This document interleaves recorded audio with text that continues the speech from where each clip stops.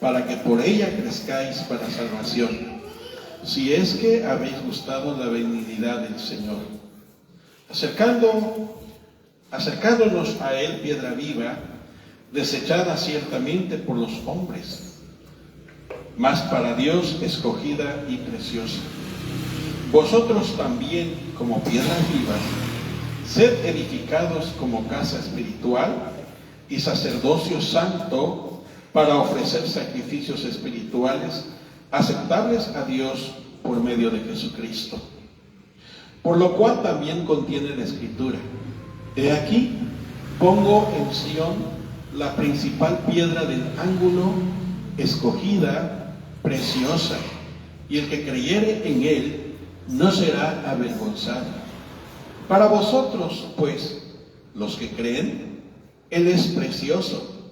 Pero para los que no creen, la piedra que los edificadores desecharon ha venido a ser la cabeza del ángulo, y piedra de tropiezo y roca que hace caer, porque tropiezan en la palabra, siendo desobedientes, a lo cual fueron también destinados.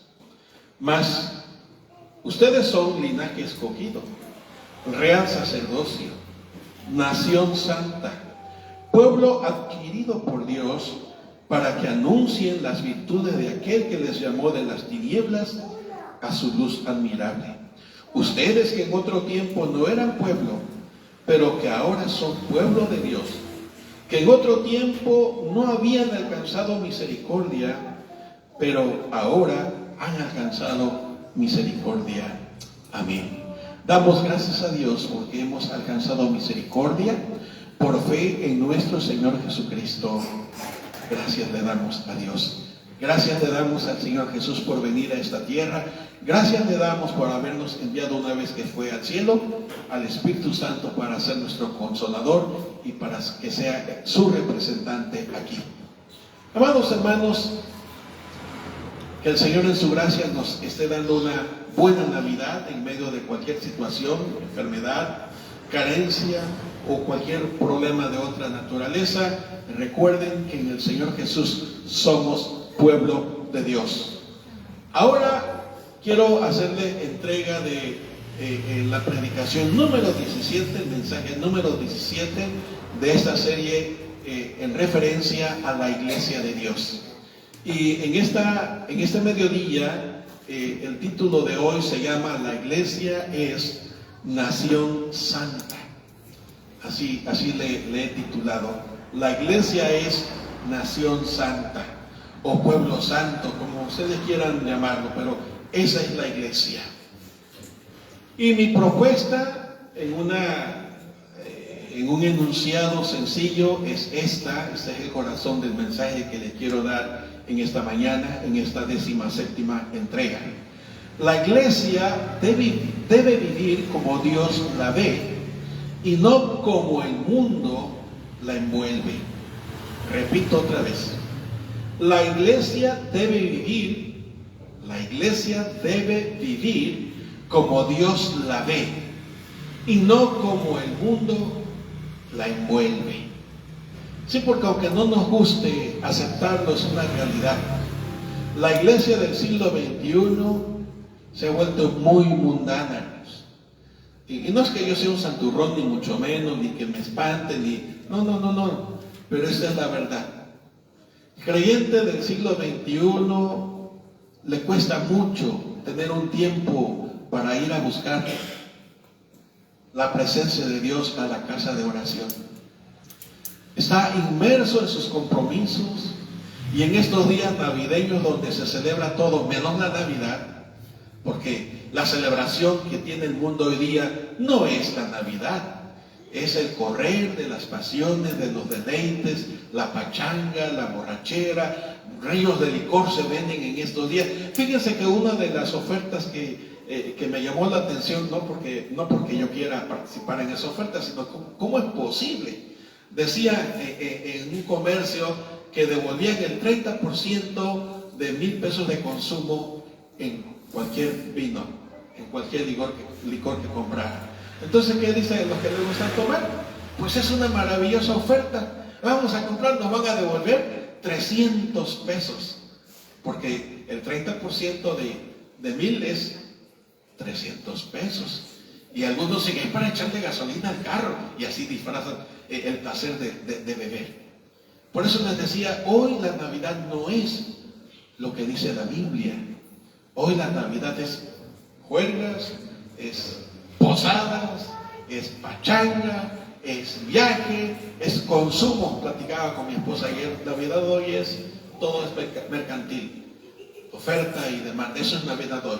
Pero esa no es la Navidad que enseña la Biblia. Y por eso les decía, la iglesia debe vivir como Dios la ve. Y surge la pregunta, ¿y cómo Dios ve a la iglesia? ¿Cómo Dios la mira? Dios la mira como un linaje escogida, siendo nada, siendo extraños, siendo hijos de la ira, nos llamó para que fuésemos sus hijos. Nos introdujo en su linaje, nos puso en su familia por fe en Cristo Jesús. Y luego vimos que Dios ve a la iglesia como sacerdocio real, auténtico, único, especial, donde el jefe es el mismo Señor Jesucristo. Él es el sumo sacerdote. Él es el auténtico papa, si me permiten usar la expresión. Pero no causar ningún resquemor con ese título, ¿verdad? Él es el jefe de la iglesia, Jesús, no el Señor que habita allá en Ciudad Vaticano. Él es uno más como cualquiera otro. Porque somos el sacerdocio real, comandados por el sumo sacerdote, Cristo Jesús, que con su propio sacrificio nos abrió camino para llegar a la presencia de Dios. Por eso la Biblia dice que en ningún otro nombre debajo del cielo dado a los hombres puede haber salvación. Nombre del Señor Jesús. ¿Cómo mira el Señor a la iglesia? Hoy vemos que la mira como nación santa. Amados hermanos, desde un principio Dios creó al hombre, dice la Biblia, para la alabanza de su gloria. Y mientras el hombre, Adán y Eva, ¿cuánto tiempo pasaron en el Edén? No sé, nadie lo puede saber. Ellos vivieron en esa relación por la cual fueron creados. Ellos vivieron bajo la soberanía de Dios, bajo su gobierno. Todo fue de maravilla. Pero ¿qué sucedió cuando de pronto Adán y Eva decidieron hacer su propia voluntad e hicieron a un lado lo que Dios les dijo que tenían que hacer? ¿Qué sucedió?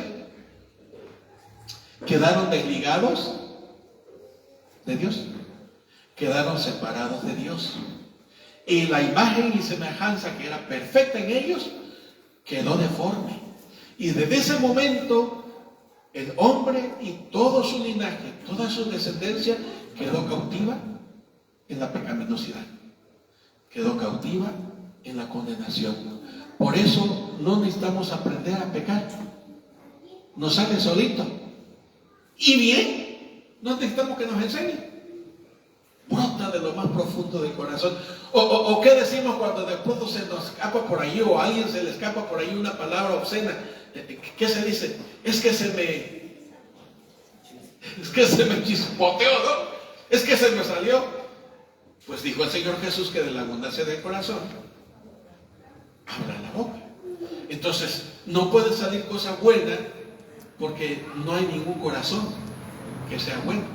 No hay ni un justo, ni uno solo, dice la Biblia, por cuanto todos pecaron y quedamos destituidos o separados o desligados de la gracia de Dios. Pero en ese mismo momento en que sucedió esto, el Señor empezó a trabajar un plan de salvación y empezó a elegir o a seleccionar maneras y formas y situaciones para que volviera el hombre a tener comunión con Dios. Y así, Dios eligió la manera de ser salvo, puso un plan de salvación, le prometió en ese mismo momento que vendría con el tiempo un descendiente de la mujer que daría un golpe mortal sobre la cabeza de la descendencia de la serpiente. Entiéndase, el Señor Jesús muriendo en la cruz, sufriendo la mordedura en el calcañar, justo como dijo en Génesis 3:15, pero Él con su misma muerte, con la misma herida en el calcañar, al levantarse de entre los muertos con poder y con gloria, asestó el golpe mortal sobre la cabeza de la serpiente antigua que es Satanás. Y por eso en Efesios se lee que el Señor Jesús exhibió a Satanás como ya derrotados, como ya vencidos, y entonces a los que creen en Jesús les dio la autoridad de ser llamados hijos de Dios. Y así, hermanos, Dios eligió desde ese mismo principio, manera, formas que tuviesen la figura o la simbología de que vendría un Salvador. Luego el Señor eligió a personajes a quien revelársele a través de sueños, a través de visiones, y luego Dios eligió a quien hablarles directamente, y luego Dios eligió a quienes revelarles su voluntad futura, o sea, los profetas, recuerdan.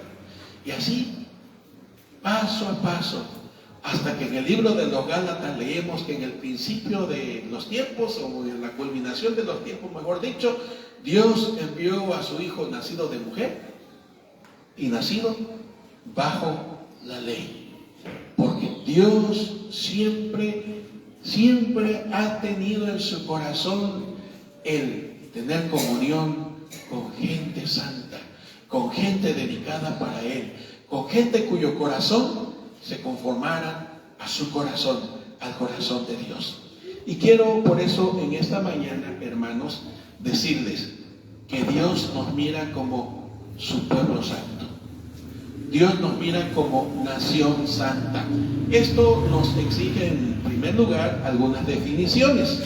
En el transcurso del culto recuerdan que les pregunté si recordaban qué es iglesia. ¿Se acuerdan qué significa iglesia? La iglesia es el conglomerado o el grupo de personas creyentes en Cristo Jesús que se han unido para honrar y glorificar a Dios. Entonces los creyentes en Jesucristo formamos la iglesia de Dios. Y la palabra iglesia quiere decir literalmente los que han sido llamados fuera y consagrados a. Viene de esa raíz que dice llamados. Los que han sido llamados. ¿Y quién es el que llama? El Señor. Eso lo encontramos en Romanos capítulo 8, 28. A los que antes conoció, también predestinó, y también llamó, y también redimió, y también glorificó. Entiéndase, santificó. Romanos capítulo 8, 29 y 30 dice esta cadenita maravillosa de lo que hizo Dios para usted y para mí y para todo aquel que Dios en su gracia le quiso extender la invitación para que fuese llamado creyente. Ellos son la iglesia, los que creen en Jesús, los que reciben la invitación de Dios, el llamado de Dios, y están dispuestos a seguirle y se unen para que como pueblo le honren y le glorifiquen. Eso nos lleva a otra definición necesaria. Pueblo. ¿Qué significa pueblo? Porque en el Antiguo Testamento, cuando Dios eligió a la nación de Israel entre todos los pueblos, le dijo, ustedes serán mi pueblo. ¿Qué significa la palabra pueblo?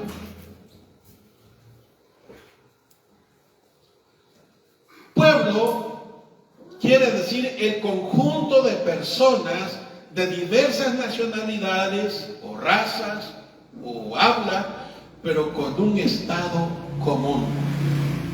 Con un estado común. Esto nos lleva entonces a la definición de estado. ¿Qué es estado? Un gobierno. Ese es un estado. Un gobierno con sus gobernantes. Un gobierno que aplica las leyes. Ahora yo pregunto algo muy simple. ¿Y quién es el supremo gobernante? ¿Y cuáles son las leyes de ese supremo gobernante? Su palabra. El supremo gobernante, nuestro Dios.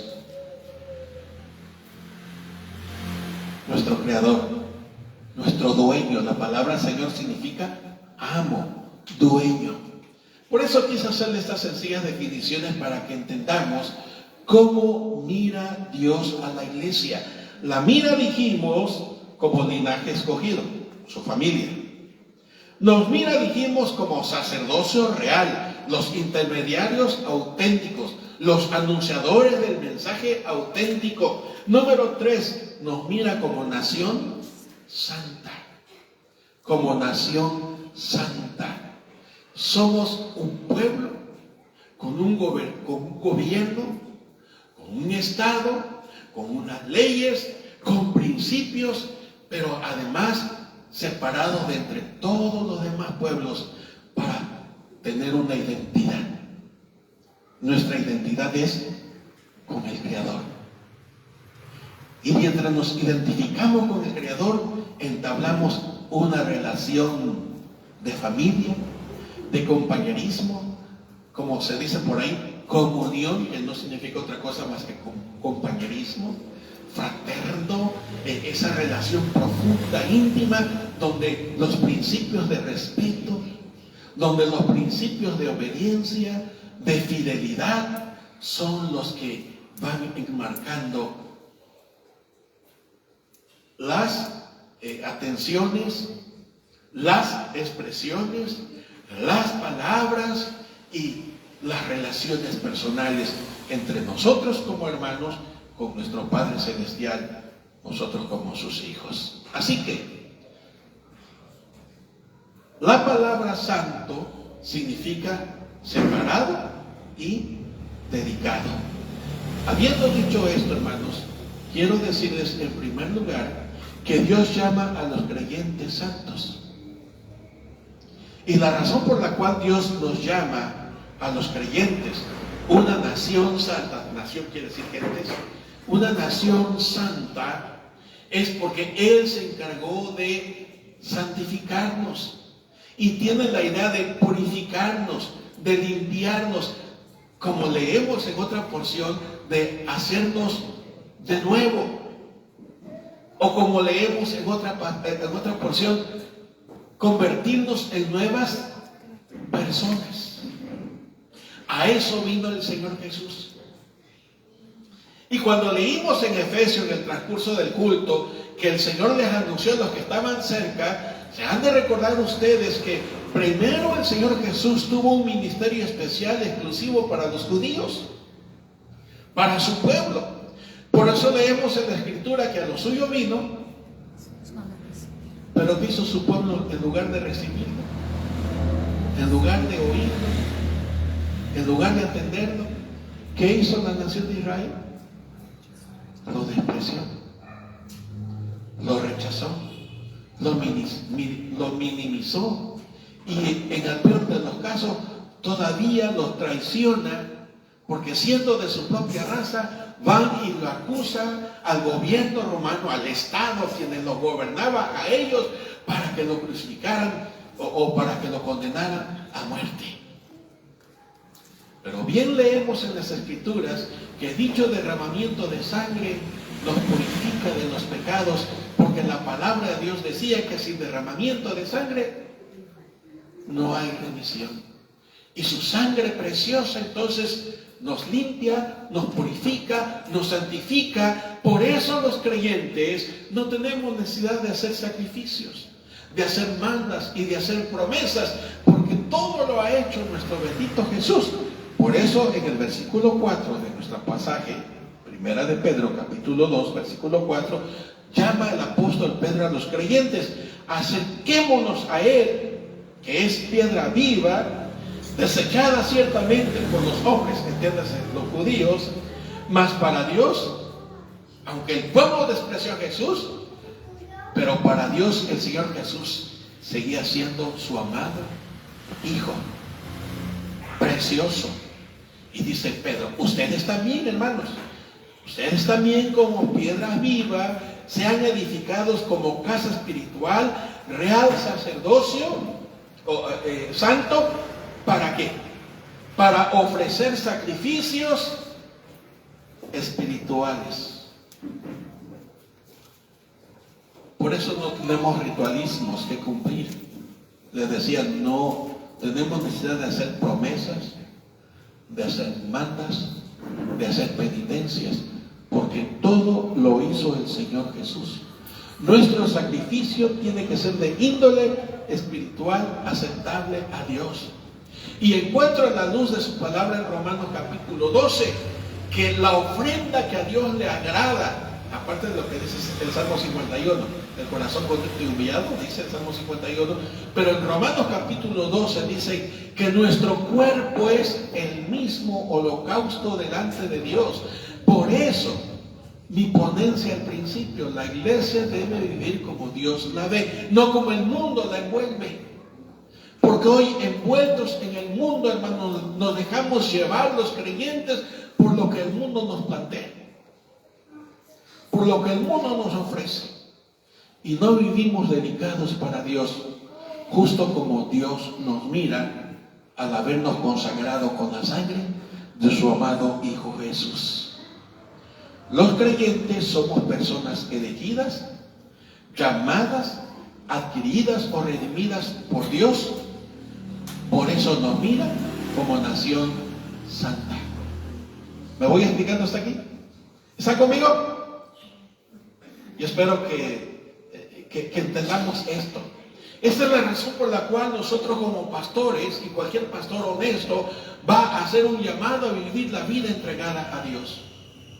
Cualquier pastor honesto va a hacer un llamado a la feligresía que asistan al culto, porque el culto es otra expresión de ese sacrificio espiritual. Porque para venir al culto hay que hacer sacrificios, ¿o no? Hay que dejar un rato allá en la casa. Y quizás algunos con mucha razón están temerosos, y si me voy al culto y mientras estoy en el culto se meten a robar, porque su corazón está en su casa, porque su casa es su tesoro. No estoy echando piedras, así dijo el Señor Jesús, donde estuviera nuestro tesoro. ¿Qué dijo el Señor Jesús? Ahí estará el corazón. Porque muchos de ustedes, ¿cómo cuidan su trabajo y hacen todo lo imposible por cumplir con sus trabajos? Porque su tesoro es el trabajo. Lo que dijo el Señor Jesús. Y yo no estoy condenando aquí porque usted sea muy cumplidor en su trabajo. Qué bueno, gracias a Dios. Pero entre todo ello, la palabra nos aconseja que debemos tener tiempo para todo. Por lo consiguiente, también debemos tener un tiempo especial y exclusivo para dedicárselo a Dios. ¿Por qué razón? Porque Dios nos mira como apartados para Él. Porque nos apartó para Él. Ustedes son nación santa, es la declaración de la palabra de Dios. Y saben, hermanos, Dios no nos está pidiendo imposibles. Ay, pastores, que usted supiera que yo tengo que cumplir con mi trabajo. Yo fui trabajador. Tenía que checar también una tarjeta en las 7 de la mañana. Era pastor en ese entonces. Y mi esposa se tenía que levantar como a las 3:30 de la mañana a echarme lonche. Yo tenía que salir de la casa a las 5 de la mañana para llegar al trabajo a las 7. Así que no me vengan porque usted no sabe. Yo fui trabajador y siendo pastor, teniendo responsabilidades que cumplir con mi trabajo y responsabilidades que cumplir en la iglesia como pastor. No es cuestión de tiempo. ¿Saben qué cuestión es? El corazón. Ese es el asunto. Pastor, es que usted hace el culto muy largo. No es cuestión de que el culto sea largo, es cuestión del corazón. Pastor, es que los cantos están muy aguados. No es que los cantos estén muy aguados, es cuestión del corazón. Pastor, es que yo me duermo en las oraciones porque son muy largas. No es cuestión de que las oraciones sean muy largas, es cuestión del corazón. Por eso en esta mañana, tercer domingo de Navidad, Dios nos recuerda que somos nación santa. ¡Hey! Usted fue separado del mundo. Dios puso sus ojos en usted y Dios lo llamó a usted y Dios lo escogió a usted y Dios derramó su sangre en la cruz por usted. Y alguien va a decir, pastor, fue Jesús. Bueno, ¿que Jesús es Dios o no? Todo lo hizo hizo por usted y lo hizo por mí, por eso vino a esta tierra. Siendo el creador, el amo, el dueño y Señor, leemos en Filipenses que Él no tomó eso, no se aferró a eso, estuvo dispuesto a dejar su trono de gloria para venir por usted. Y caramba, usted no es capaz de rendirle al Señor 2 horas de culto, atento y despierto. ¿Cómo es esto? Es el corazón. Y estoy apelando a su conciencia. Yo no le estoy llenando aquí de piedra, ni le estoy condenando, ni le estoy señalando. Hermanos, Dios nos mira como nación, ¿qué? Santa. ¿Qué tan santo es usted? Porque somos buenos, ¿cómo decía aquella definición? Somos buenos para fijarnos en los pecados de los demás, pero somos expertos para justificarnos nosotros mismos. ¿Cómo nos justificamos? Y echamos maromas y piruetas para salir ilesos. Mis amados, Dios nos dio las herramientas para vivir como Él quiere que vivamos. Rápidamente unas herramientas, la más importante de todas, y con esta sería más que suficiente, que nos dio el Señor Jesús una vez que se fue, antes de la oración. ¿Qué nos dio el Señor Jesús una vez que le dijo a los discípulos: es necesario que yo me vaya para que venga sobre ustedes el Espíritu Santo? Y cuando Él venga sobre ustedes, Él les va a enseñar, Él les va a guiar, los va a sellar, o sea, todo lo que ya hemos visto en otra ocasión.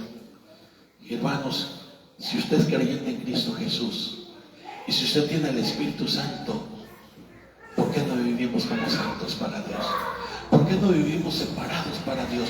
Sí, cumpliendo con nuestros roles en el empleo, sí cumpliendo con nuestros roles en la escuela, como estudiantes, ¿verdad? Sí cumpliendo nuestros roles allá con los vecinos, sí cumpliendo con nuestros deberes cívicos, pero también sin olvidar que somos ciudadanos de la patria celestial, que somos miembros de una familia escogida, santa, que somos un pueblo viviendo aquí en la tierra, pero pueblo santo. No podemos permitir que el mundo nos siga englobando de tal manera que nos olvidemos de nuestra identidad con Dios y luego justificándolo.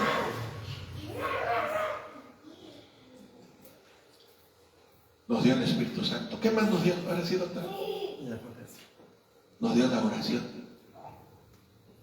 Hemos conocido a lo largo de nuestros años pastorales a mucha gente que nos ha dicho que les encanta la oración, pero ¿saben qué? No asisten a la oración. Y si yo no les creo que les encante la oración, que soy un simple mortal igual que él, ¿qué pensará el Señor? ¿Cómo a este hijo le gusta la oración y no ora? He conocido también a muchos hermanos que me dicen: pastor, ¿para qué tenemos tanta Biblia?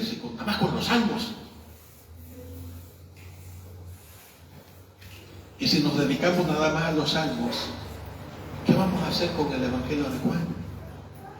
¿Y qué vamos a hacer con la profecía de Isaías? ¿O qué vamos a hacer con la profecía apocalíptica?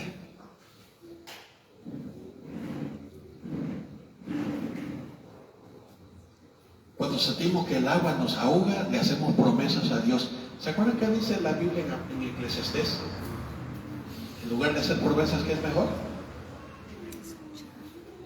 Mejor es que te acerques y escuches. Y luego el pastor Santiago nos dice en su epístola: hermanos, no sean solamente oyentes, sean también, ¿qué les dice? Hacedores de la palabra. ¿Qué significa hacedor? Que practicas, que vivas la palabra. No estoy hablando de ser impecable, ni mucho menos me estoy poniendo de ejemplo. Estoy diciendo por qué razones debemos de vivir santo. Dios nos dio herramientas. Primero nos purifica, nos da salvación por fe en Cristo, nos incluye como miembros de sus hijos, de su familia, mejor dicho, nos llama sacerdotes auténticos, portadores de un oficio especial, nos santifica nos da su espíritu, nos da su palabra, nos da la oración, porque ¿quién nos enseñó a orar? ¿No el Espíritu Santo? Y tan fue así que necesitamos aprender a orar, y muchos necesitamos aprender a orar, que Jesús dijo, cuando ustedes oren, oren de esta manera.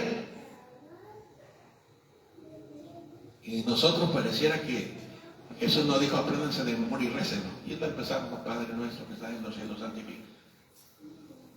Y lo hacemos una letanía. Nos dio el culto, hermanos. Déjenme compartirles que en esta mañana ando recordando mucho a mi sueño. Hasta nos soñé un día de esto que vino a invitarme a pescar.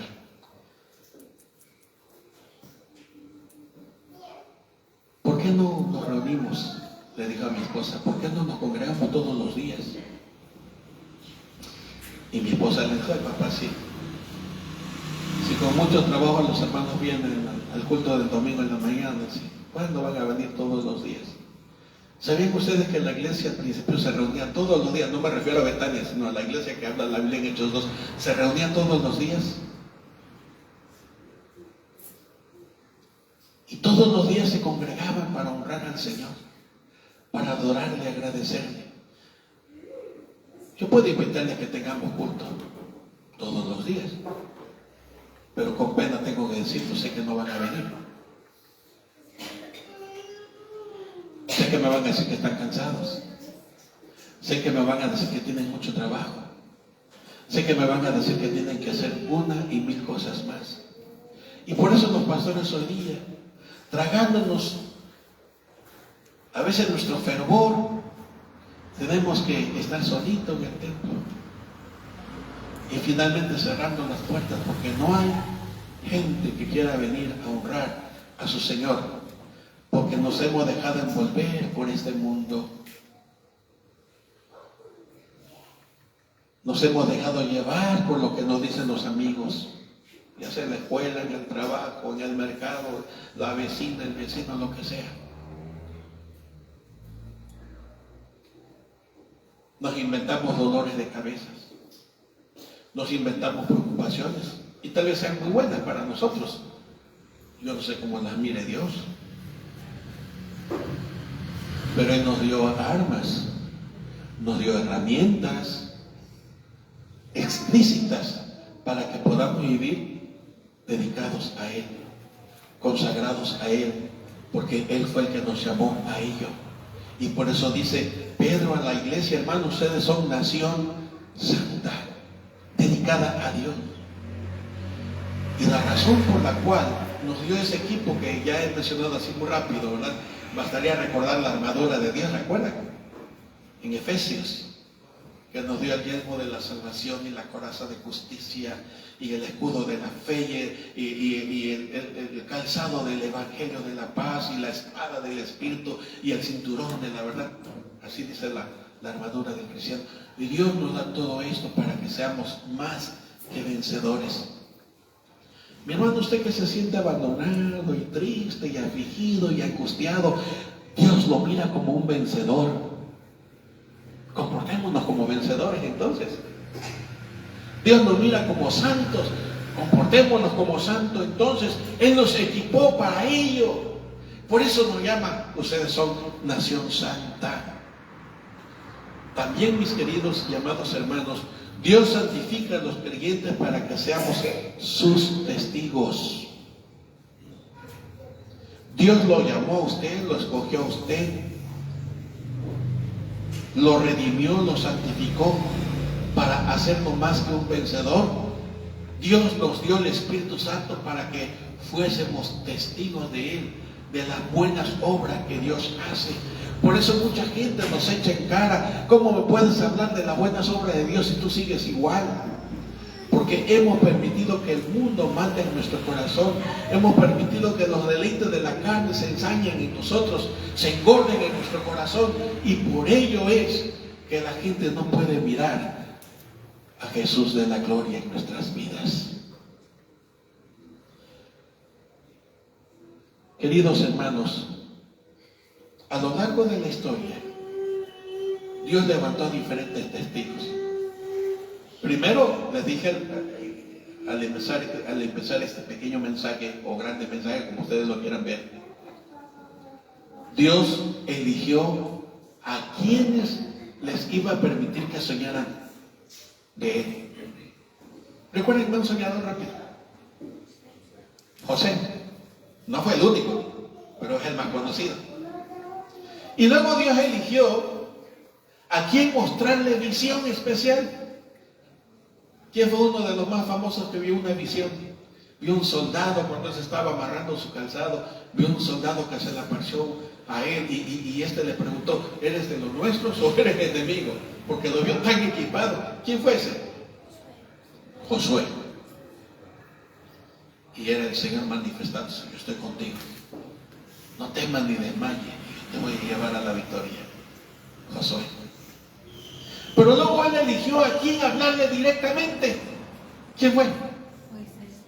A Moisés. Nadie, hermano, nadie pudo hablar con Dios antes de la revelación en Jesucristo, más que Moisés.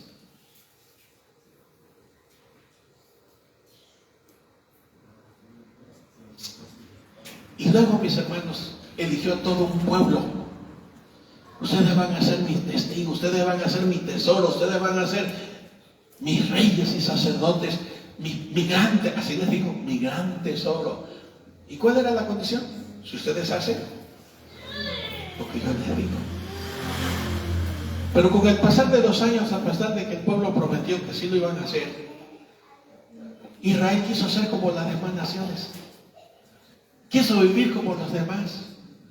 Quisieron hablar como los demás. Se quisieron casar como los demás. Se quisieron comportar como los demás. Y quisieron ser gobernados como los demás. Ponnos un rey. Y Samuel, el pastor de ellos en ese entonces, permítanme usar la palabra pastor, porque era el que les guiaba, se puso muy triste y Dios le dijo: no llores, no te tristes, no te desprecien a ti, me están dejando a mí, dale, es el rey, pero adviértele lo que va a pasar. El rey les va a quitar lo mejor de sus caballos, a sus más fuertes, a sus doncellas más hermosas, se las va a quitar y los va a ahogar en tributos, mientras que Él les daba bendición tras bendición libremente. Así es la iglesia hoy. Dios hizo a un lado en Israel, nos eligió a nosotros como su pueblo santo y nos convirtió en sus tesoros, nos convirtió en sus hijos, nos llamó su nación santa, y nosotros corremos a manchar la vestidura que Él nos dio, a manchar nuestra mente con lo que vemos, a manchar nuestros labios con lo que decimos, a manchar nuestros oídos con lo que oímos, a manchar nuestras manos con lo que hacemos y a manchar nuestros pies, permitiendo que nos lleven a donde nuestro malvado corazón nos lleva. Amados, Dios nos llamó para que fuésemos sus hijos, para que fuésemos sus transmisores, sus testigos de su palabra, de sus virtudes. Nos dio un mensaje para que lo demos a los demás. Ya no sigamos manchando eso que Dios nos dio. Ya no sigamos arrastrando, no la cobija, sino la identidad que Dios nos dio. Ya no sigamos disculpándonos. Quizás somos muy buenos para disculparnos, pero recuerden que nuestras disculpas no tienen mucho peso delante de los ojos de aquel que nos llamó de las tinieblas a su luz. Ustedes son nación santa. Es el mensaje que nos da esta Navidad nuestro Señor. No lo olvidemos. No manchemos estas vestiduras santas. No manchemos esta nueva creación que Dios hizo en nosotros. No la arrastremos en los placeres de este mundo, en las ocupaciones de este mundo. Dios nos separó con propósitos eternos para la honra y la gloria de su nombre. Amén.